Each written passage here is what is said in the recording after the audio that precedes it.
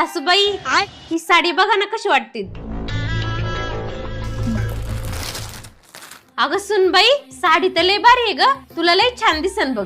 बरं झालं सासूबाई तुम्हाला ही साडी आवडली, मी खूप प्रेमाने तुमच्यासाठी ही साडी आणली. काय सांगती माझ्यासाठी? हा तुमच्यासाठी, तुम्ही नक्की घाला ही साडी. अगं लयच भारी साडी आहे बघ.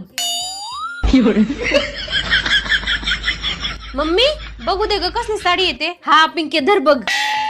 मम्मी साडी तर लय भारी आहे, बरीच महागातली असन. पिंके एवढी महागातली साडी मी घालून काय करणार आहे म्हातारपणात? एक काम कर, ही साडी ना तुलाच ठेव. मी घातली काय आणि तू घातली काय, दोघींनी घातली तरी एकच आहे.